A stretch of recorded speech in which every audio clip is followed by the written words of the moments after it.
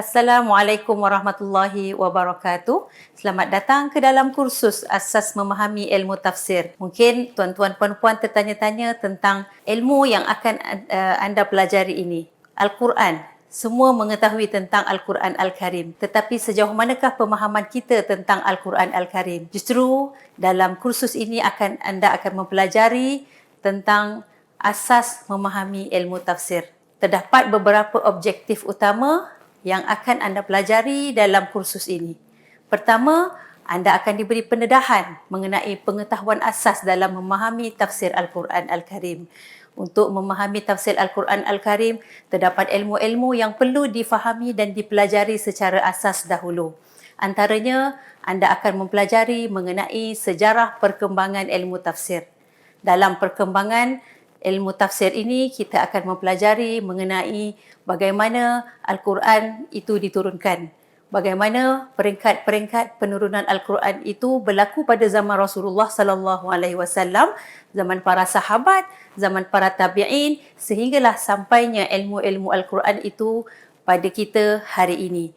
Justru dalam asas memahami ilmu tafsir ini, anda akan mempelajari setiap peringkat bagaimanakah sejarah-sejarah yang menceritakan tentang penurunan Al-Quran Al-Karim dan juga penulisan dan karangan kitab-kitab yang ditulis oleh para ulama tentang ilmu tafsir.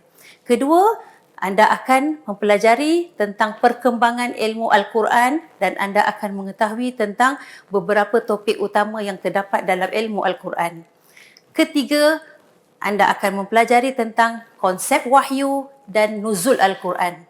Bagaimana wahyu itu difahami dengan makna yang lebih tepat menurut pandangan para ahli tafsir. Kemudian anda akan mempelajari juga tentang bagaimana penurunan Al-Quran itu daripada Lauh Mahfuz ke Baitul Izzah di kaki langit dunia dan kemudiannya sampai kepada Rasulullah sallallahu alaihi wasallam selama 23 tahun. Anda juga akan didedahkan dengan bagaimana dakwaan-dakwaan daripada golongan orientalis mengenai wahyu Al-Quran Al-Karim. Dan yang terakhir, anda akan mempelajari juga mengenai susunan ayat dan surah di dalam Al-Quran. Bagaimana susunan ayat dan Al-Quran itu berlaku. Maka dalam topik ini, anda akan mempelajari tentang penyusunan ayat dan surah Al-Quran. Begitu juga dengan pembahagian Al-Quran kepada surah Makkiyah dan surah Madaniyah. Anda akan mempelajari surah-surah Makkiyah dan juga surah-surah Madaniyah serta ciri-ciri yang terdapat dalam setiap surah Makkiyah dan Madaniyah sebagai asas dalam memahami ilmu tafsir. Sebagai penutup, saya ingin menyeru anda semua untuk mempelajari asas memahami ilmu tafsir. Anda akan didedahkan dengan pelbagai perkara dan ilmu-ilmu baharu bagi mengenali Al-Quran Al-Karim. Sekian, terima kasih. Wassalamualaikum warahmatullahi wabarakatuh.